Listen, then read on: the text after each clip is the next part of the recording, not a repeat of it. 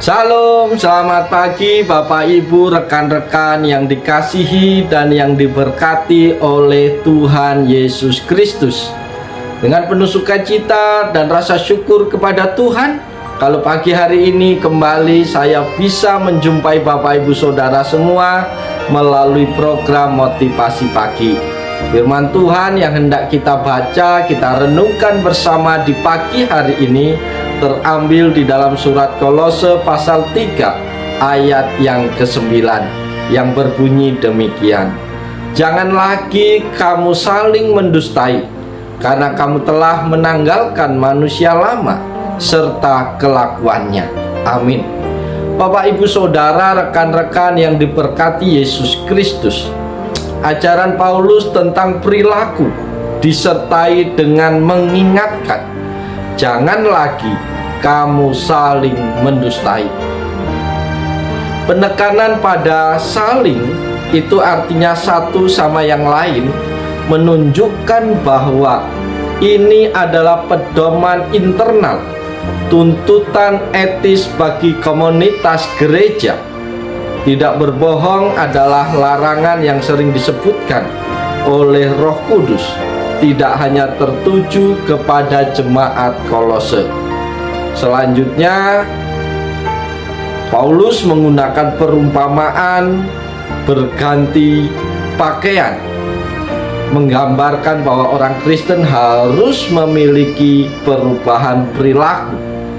Ini juga merupakan gambaran yang digunakan dalam Efesus pasal yang keempat, ayat 23 sampai 24. Supaya kamu dibaharui di dalam roh dan pikiran, dan mengenakan manusia baru yang telah diciptakan menurut kehendak Allah di dalam kebenaran dan kekudusan yang sesungguhnya. Bapak Ibu Saudara yang dikasihi Tuhan Yesus Kristus, kata keterangan lagi pada nas firman Tuhan ini menekankan bahwa dusta ialah sifat kita pada masa lalu. Amsal 20 ayat 11 mengatakan bahwa sifat buruk dapat diketahui sejak kecil. Penelitian juga menyimpulkan hal yang sama. 3 dari 4 anak berdusta. Bayi 6 bulan pun telah dapat berdusta dengan berpura-pura lapar lalu menangis, padahal sebenarnya ia butuh perhatian. Ya, manusia telah berdusta sejak lama, bahkan sejak bayi sebelum ia mengerti apa itu dusta. Dusta ialah sifat manusia lama yang mendatangkan kebinasaan. Para sahabat yang diberkati Yesus Kristus, mungkin Bapak Ibu Saudara berkata, saya tidak pernah berdusta lagi. Tetapi tahukah kita bahwa bentuk dusta bukan hanya berupa kata-kata dan fitnah, melainkan bisa berupa cara hidup yang penuh kepalsuan dan kemunafikan. Ketidakpercayaan pada Yesus juga suatu bentuk dusta. Penyembahan berhala dan ajaran palsu juga bentuk dusta yang lain lagi. Tapi banyak orang yang mempercayainya. Para sahabat yang dikasihi dan yang diberkati Tuhan, bagaimana dengan kita? Jika kita mengimani Yesus sebagai juru selamat kita, maka kebohongan bukanlah apa yang Allah harapkan dari kita. Penangkal sikap menyombongkan diri sendiri adalah dengan bertumbuh menjadi serupa dengan Kristus yang penuh belas kasih, kemurahan, kerendahan hati, kesabaran, pengampunan, dan kasih. Jika kita mau memperhatikan sesama kita dengan tulus, maka kita tidak perlu lagi berusaha membuat mereka terkesan dengan cara apapun. Saudara-saudara yang dikasihi dan yang diberkati Yesus Kristus, perubahan perilaku tentu tidak semudah mengganti pakaian. Namun yang ditekankan di sini bukan pada kemudahannya, melainkan pada kebutuhan praktis. Setelah mandi, kita selalu berganti pakaian yang bersih dan tidak memakai pakaian lama yang ternoda oleh keringat dan kotoran. Jika tidak, maka mandi akan sia-sia. Dengan cara yang sama, Kristus telah membeli kita dengan harga yang sangat mahal, membuat kita memperoleh hidup baru secara serempak. Kita harus memperbarui cara hidup kita dan memiliki pikiran dan perilaku yang sepadan dengan hidup baru. Sahabat-sahabat yang dikasihi Yesus Kristus, orang Kristen yang mengikut Kristus, meniru Kristus, menghidupi Kristus, dan bertumbuh menjadi seperti Kristus. Tujuan kita adalah mengikuti Kristus menjadi manusia, belajar meneladani Kristus hidup sebagai manusia.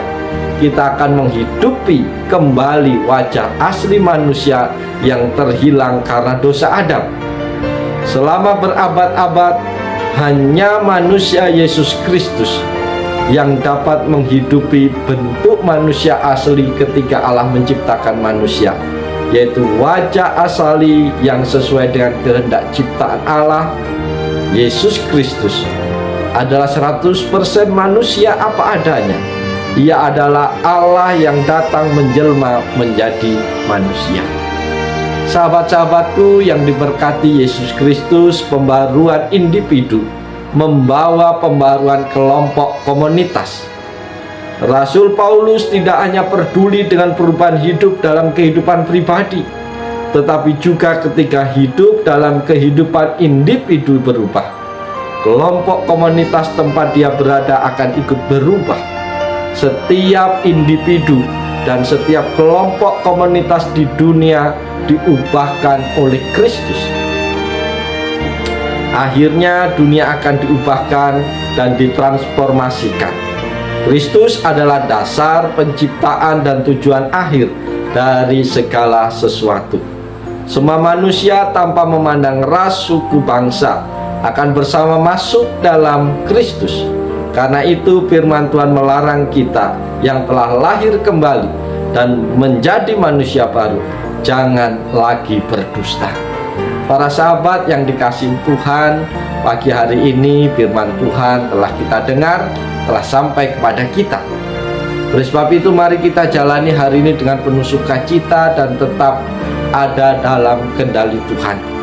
Jangan lagi kita saling mendustai, baik dalam kebutuhan pekerjaan, pergaulan, interaksi kita dengan sesama. Karena kita adalah manusia baru yang sudah dibaharui oleh Tuhan. Oleh sebab itu mari kita tanggalkan kehidupan manusia lama beserta dengan segala perilakunya. Mari kita hidup sebagaimana Tuhan Yesus hidup, sehingga hidup kita akan menghidupkan orang yang lain. Hidup kita akan mampu menjadi berkat, menjadi teladan bagi orang lain. Oleh sebab itu Bapak Ibu kasih dalam Tuhan, mari kita jalani hari ini dengan penuh rasa syukur, penuh semangat di dalam Tuhan. Jangan ada lagi dusta di antara kita, supaya nama Tuhan dipuji, nama Tuhan dipermuliakan. Selamat pagi, Tuhan Yesus memberkati kita sepanjang hari ini. Amin.